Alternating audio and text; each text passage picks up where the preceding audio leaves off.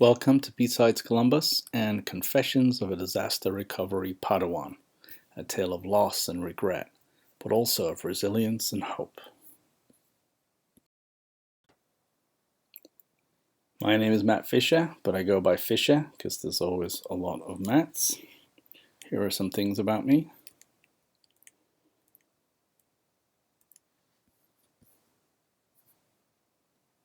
If you paid for a BSides ticket and you want to contact me after today's session, you can email me at fishercmh@gmail.com. And let's say this offer is best before 2021.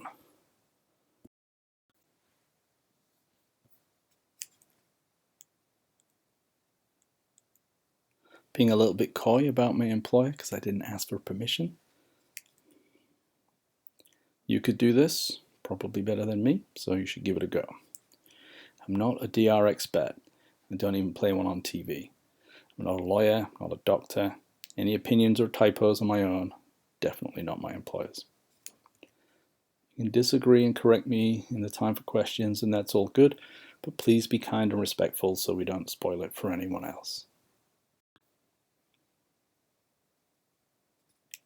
So I'm going to assume that you know something about disaster recovery and that you can Google for things like RTO and load balancers and server affinity.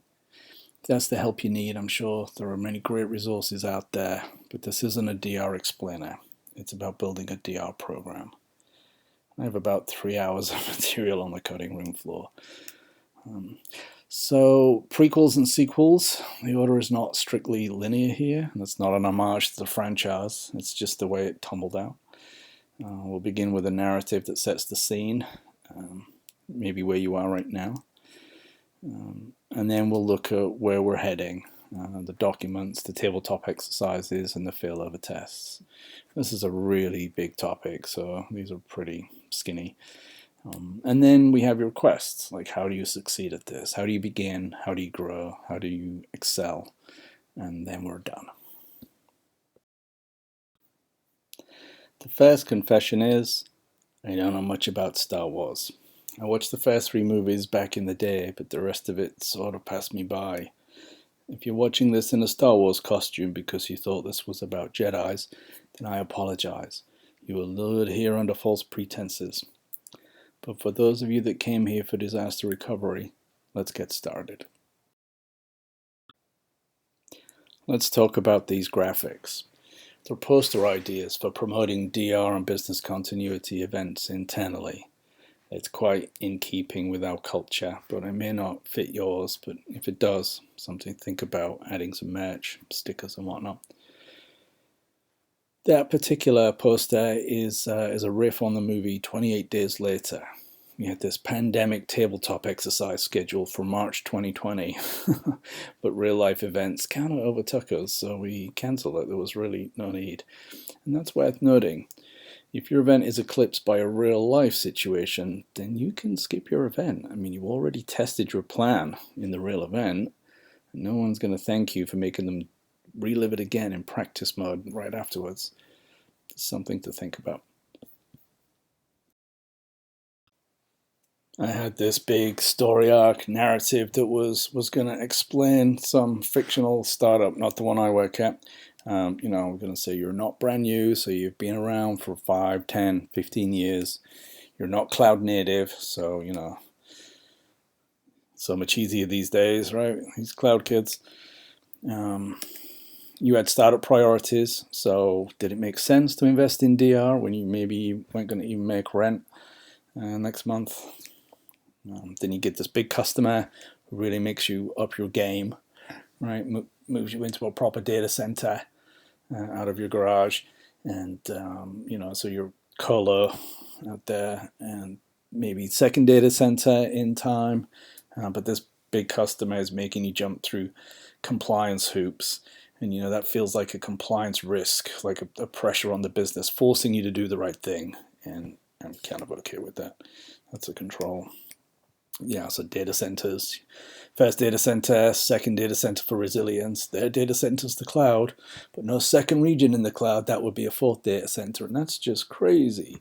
But the resilience implications of running out of one data center means you're still tied to a geographical region.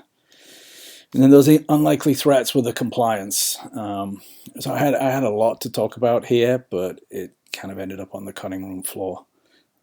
So we're going to gloss over this. And now we have the evolution of the controls themselves. And this pretty much follows the arc of the company, of your startup. So we start off quite modestly, and then there's more sophistication added, right? We've got the clustering and the load balancing.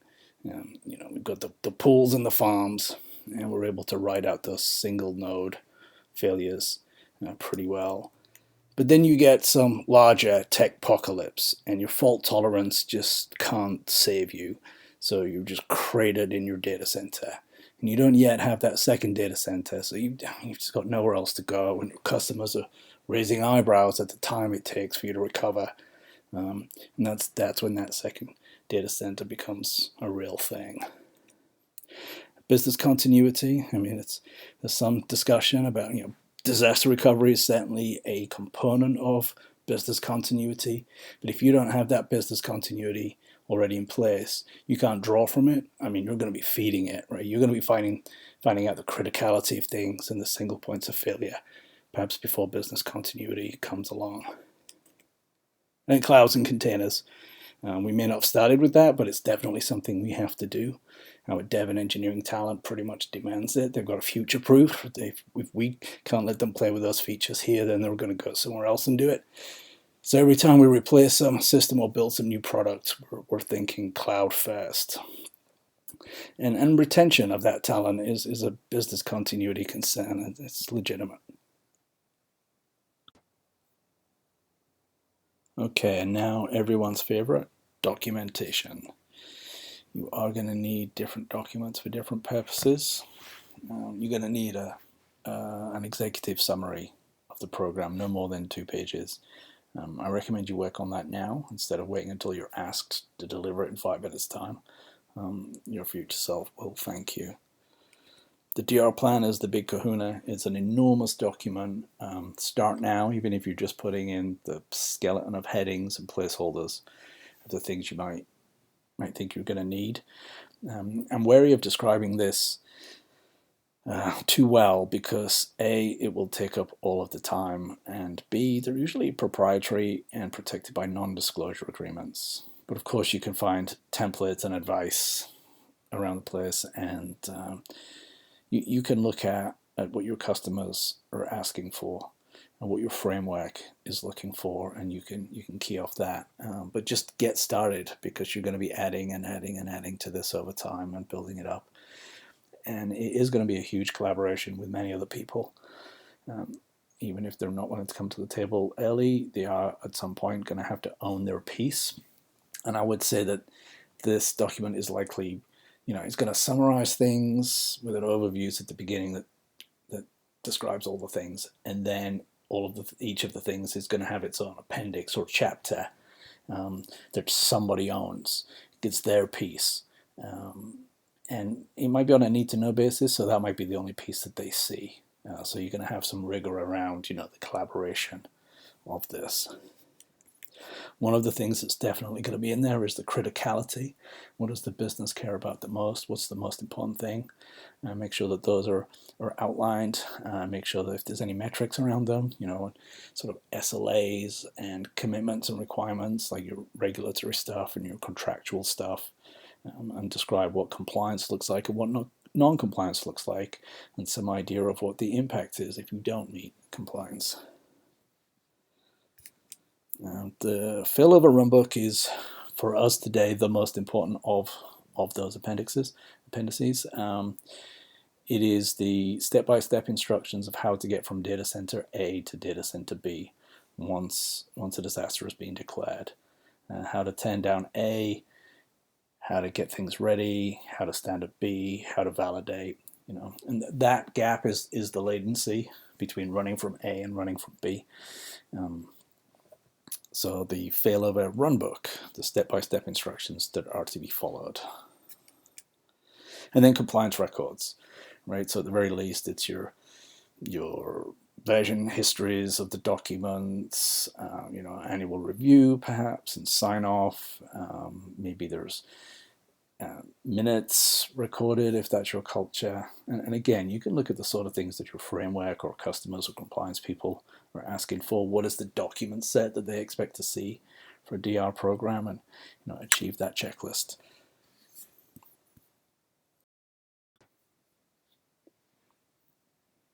Tabletop exercises is a real bread and butter of your DR program. I mean, they're just pretend, right? It's a paper exercise, the intellectual process of going through the run book line by line and just making sure that it's right, that it's going to work, and doing that regularly. So you're testing the run books, the documents, to make sure they're still fit for purpose. You're going to do this with real participants. I mean, you're going to pull the sort of people that get paged, the engineers and the devs that get paged in a real life situation. You're going to pull those into a room or onto a call, and you're going to go through this together, and they're going to speak to their part of the failover process. And it's all to improve their readiness. So you want those people essentially getting trained up in this, and that's incident response training. The disaster is the incident and the failover is the response. So this is just simply an incident scenario that we rehearse. So don't have it be the same person from the team turning up every time. I mean, make sure you rotate through the team. And be clear. I mean, are we going there and back in our tabletop exercises? And I really think you should. Of course, there's a go leg and a return leg. They're not just mirror images of each other. It's always more complicated than that. So make sure you practice in both directions. And compliance. What do your compliance folks need to properly register the fact that these are taking place? Just ask them and then provide it.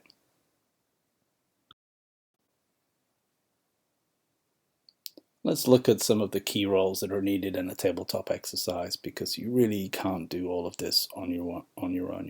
You're really going to need some help.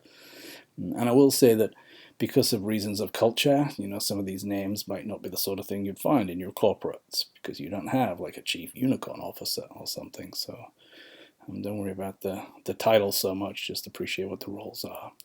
So we have a quarterback, we have a scribe, we have comms, we have a priority planner, we have a witch hunter general, and we have a disaster master. Let's look at the quarterback role. That's what we call the person running the incident, so the incident lead. And they're going to be calling out what happens next and really directing the effort. Now that should all be written down in the run book, so they're going to be following that run book. It's a trained position, right? There's some training involved in leading an incident. And our incident response program trains incident leads or quarterbacks. So we simply reach out to them and we ask them for a freshly minted quarterback to be nominated to come and join the next tabletop exercise. And it's good training for them, and it's a win-win. Let's take a look at the scribe's role. I think it's arguably the most tiring role, because you're keeping the running record of the event. So you're listening and typing at the same time for most of the time. So chat is really your friend. I like to open a document and cut and paste from the chat, and I scrub out the banter and the emojis and whatnot, and preserve that record as we go along. And if there's any wrinkle in the run book where we say, ooh, we're going to have to fix that and update that, I mean, we keep going in the tabletop exercise, but we need to circle back and fix that. So as a scribe, you keep a running list of all of those things. And that's going to be the basis of the retro at the end. So the scribe needs to be paying attention. So when there's too much chatter going on, you really got to hush people so you can concentrate. Then that retro, that list at the end, I mean, it's the last 30 minutes of the tabletop, and we're going to work through that list very quickly. We just need a high, medium, or low determination, and probably put a name on that and the time, so you can refer to the record, so you can get some context if anybody is unsure about how to work that ticket. And then at some point in the coming days, the scribe's going to have to publish that record as part of the documentation for the event. So scribe is not a difficult role, but it is continuous work. The comms role. The communications role doesn't really have a lot to do during the tabletop exercise because nothing's really happening because we're just pretending, right? There's nobody banging on the door for updates. So, but they're going to shield the quarterback from that sort of outside pressure in a real event. That would be their job. They've probably got one, they're probably present in the failover room, and they've probably also got 1 foot in the marketing and communications room as well. They're in both meetings, and they're liaising between the two. All right. So they're going to have to summarize the situation for the non-technical stakeholders outside of the room. It's important, right? Because executives are going to need to know what's going on and where are we, and ETAs, updates, all that kind of stuff that people are going to need coming out of the room. So the comms role person doing that means that the quarterback can focus on the actual failover. And it goes both ways, right? So there might be external events that are pertinent, and so the comms person can communicate outside to the room as well. Now, in practice, everybody's on Twitter and email and the grapevine anyway, right? So it's all going to get there before the comms officer, but that is their role.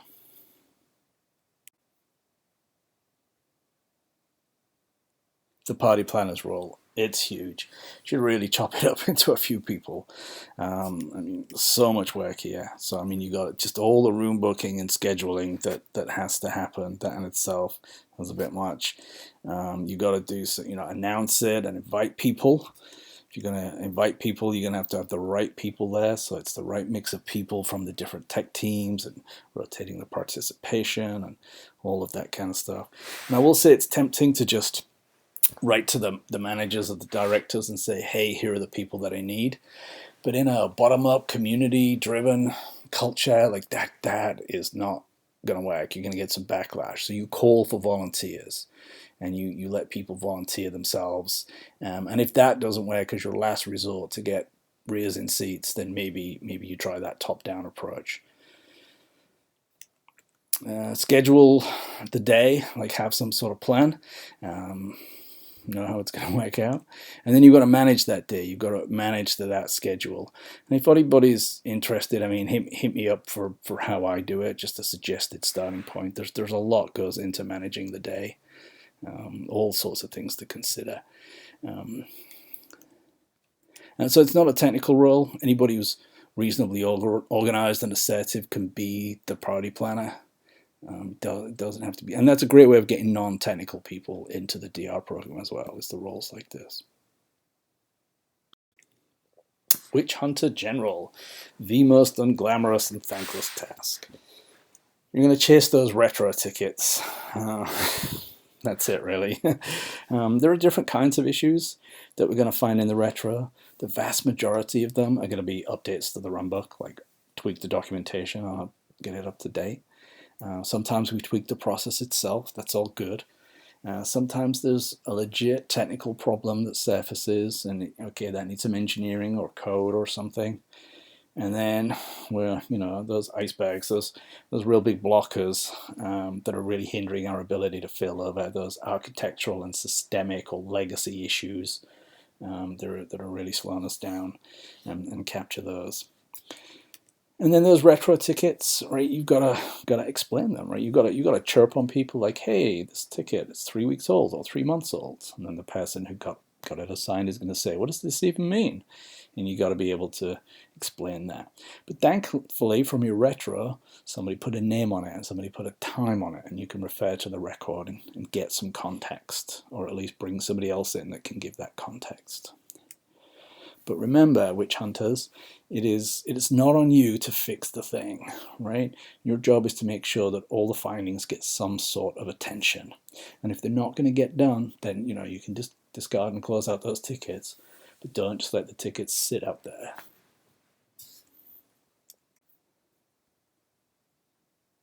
The Disaster Master role is, for me, the most fun. It's like being Dungeon Master in Dungeons and Dragons.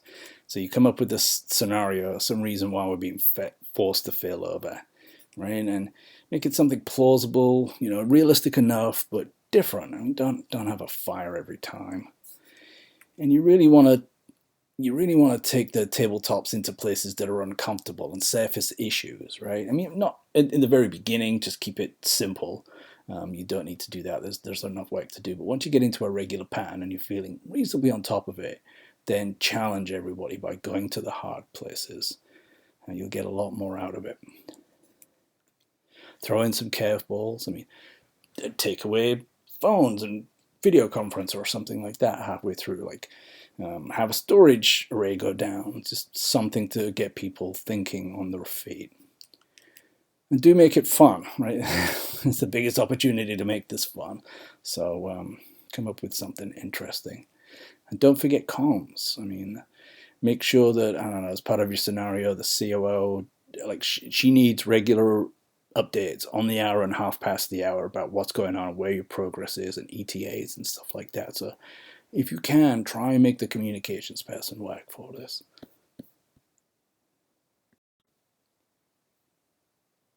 That brings us to the data center failover test itself. It's a real event. You're really going to swing over to the secondary data center and you're really going to have downtime. It's a planned event, right? It's in the calendar, as opposed to an unplanned event where lightning strikes, disaster's called, and we're going to fail over in the middle of the day. Customer communications, this is key.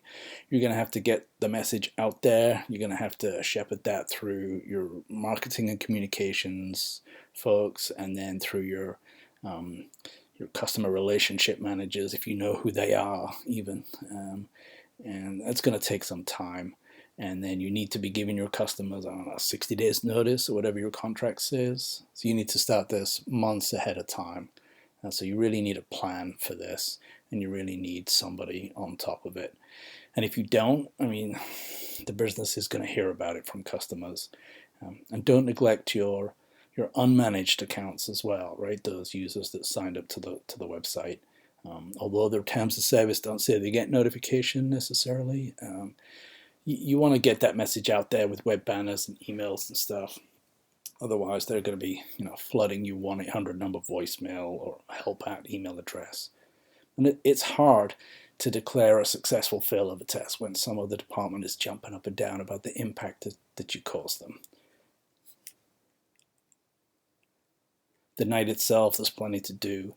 Consider having a party planner just for the night, right? Just to make sure that garage doors are open and pizza's delivered and the room's cleared up, all that kind of stuff. The retro, don't hang around for the retro. The invite should have gone out weeks ago, so that a few days later, midweek, the following week is when you bring people together and go through that retro list. Right, you're not going to keep people around, and you're not going to keep your scribe around to tidy up the record or the retro list. Right, give them a couple of days. As long as it happens before the retro, that's fine. Prepare for failure. Does this seem obvious to DR people? Failovers don't always succeed. Plan for that failure. This really goes all the way back to selecting a date and communicating it out to customers. You really need at least 2 dates communicated and accepted out there. Now, if it all works great on the first night and you don't need that second do-over date, that's fine. Just cancel it. That's easy. But if you have to back out and you need that do-over, I mean, it's really hard to scramble to get that in short notice, right? So it's just horrible. You have all these decision points where you do get to back out, right? In the run-up to the failover test and in the failover test itself. So you need to identify those opportunities to back out and put those in the timeline, and also the criteria under which you should back out, so that the quarterback doesn't have that judgment all on their shoulders, right? Make it easy.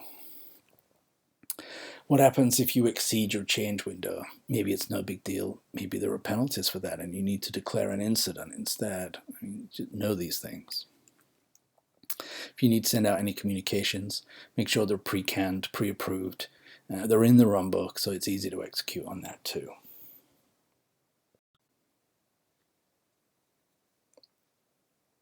The DR event calendar. I recommend scheduling your events a year out.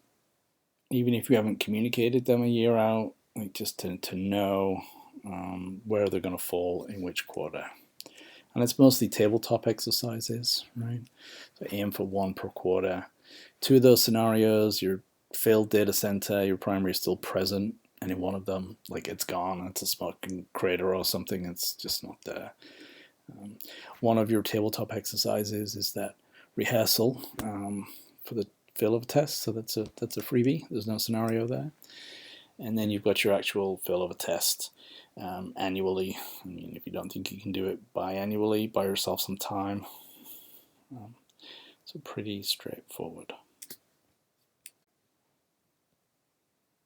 So how do we get started? Well, we start small. Could be just a couple of engineers that are really worried about how they're going to be able to fail over their systems if disaster strikes. And I call these, the concerned citizens, and they're very committed. They're worried about their own systems primarily, but they have dependencies as well. And they can reach out horizontally to other engineers and bring them in too. So don't worry if you hit some seemingly intractable problem. Just pivot to something that you can work on. It's important to just keep moving. That big problem, mark it as such and keep going. You've got to be documenting. Just start putting this runbook together. Version 1, it can be scrappy. You're going to iterate and refine. Just write it all down. You knock on some doors and get more people involved and explain what you're trying to achieve and why, and it will make sense to people. Try with some small mini tabletops. Maybe it's just you and one other engineer working through step by step their system until they're happy, and you want to add that to the runbook, and maybe you build from there small groups.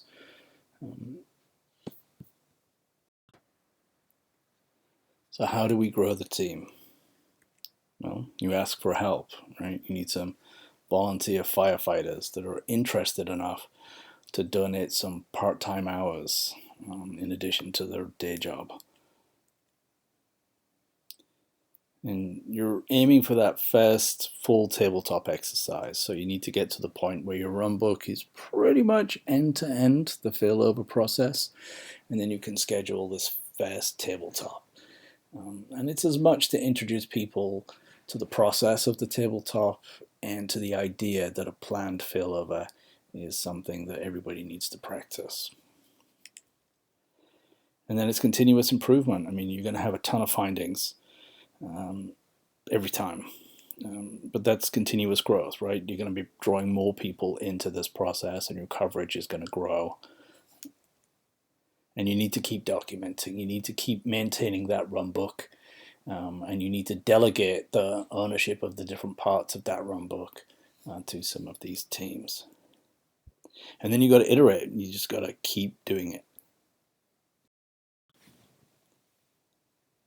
So the failover runbook is in pretty good shape, and you've had a couple of tabletop exercises, and the process is working. But it's only been possible because of all the volunteer help. There's no way one person was going to do this on their own part-time. They would just burn out. So how do you sustain that volunteer help?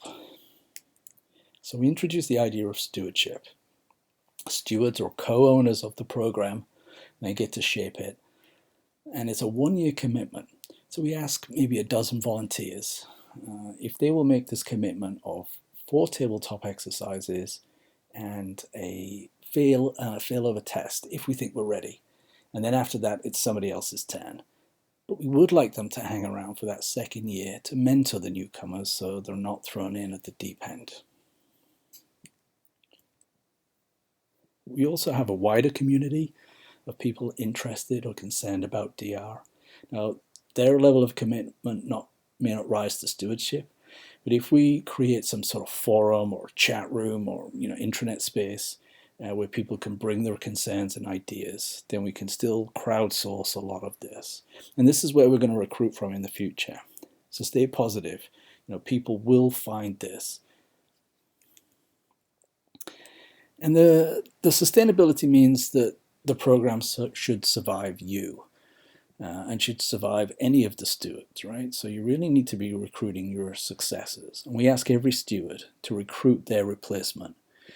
And those replacements are the Padawans.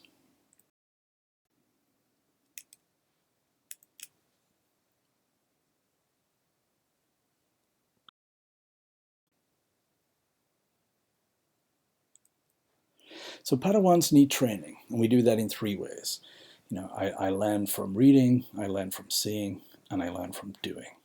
So we start off with some explainers and introductions to some ideas and some definition of terms, right? Some bookwork, some reading, maybe some quizzes, some homework. And then I learn from seeing. So they're going to attend a tabletop exercise. This will be the last tabletop exercise organized by the stewards. And the Padawans will learn from this. They'll watch and they'll ask questions, and maybe they'll shadow, and they'll say, okay, I get it. This is what we're trying to achieve. Okay. And then they learn from doing. Now the Padawans themselves are going to organize tabletop exercises and tests, mentored by last year's stewards. And that really is the sort of circle of life. That is the pipelining of the generations. Padawan graduates to a steward, steward graduates to a mentor, and a mentor ages out. Right?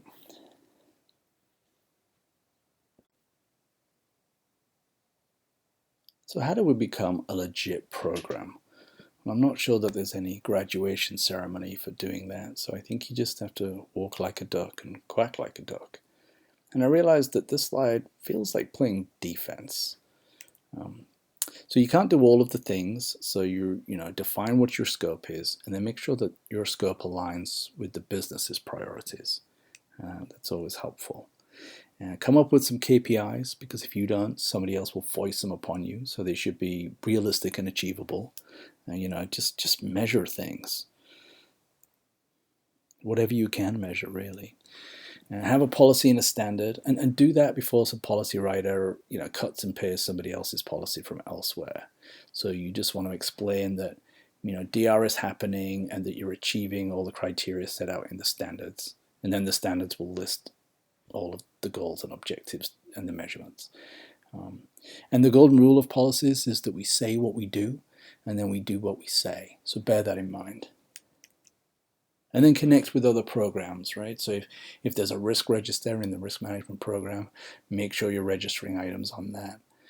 If somebody is doing in-house training modules, make sure they turn your Padawan training into a module. If there's business continuity, make sure you reach out and connect with those folks and that you're aligned. So what is next level for our DR program? Honestly, just hitting all of your targets is an achievement enough. Shifting left means getting earlier into the process, right? So we want to be into that design phase, we want to be into that requirements phase, we want to be into that planning phase, so that other people are building in DR much earlier in what they do, so that you don't have to try and bolt it on to the end. I've had a lot of success with threat modeling. When we threat model some new proposed product, I make sure that I insert something about the DR requirements, right? So tell me about your vendors, tell me if you're doing anything that isn't our standard DR practices, explain it to me. It's a great way to pick up findings. Being a differentiator. When you have a customer tell you that your DR program is a cut above, it's really validating, more validating than it should be. But it also gets the attention of the business, right? And you'll find that success coming from outside, say from an auditor or a customer, people will start to associate with that success, and things get much, much easier. So if that happens, you will probably attract some executive sponsor who wants to further your success, and they're going to put backing and resources behind you. Now that is great, because that means you get to play at a more strategic level, and some of those big intractable problems, now you get to start tackling a couple of those, and it's a solid improvement to your readiness. And you get to present at BSides.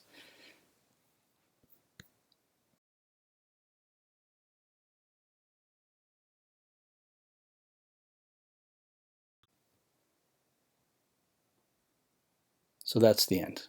Thank you, everyone.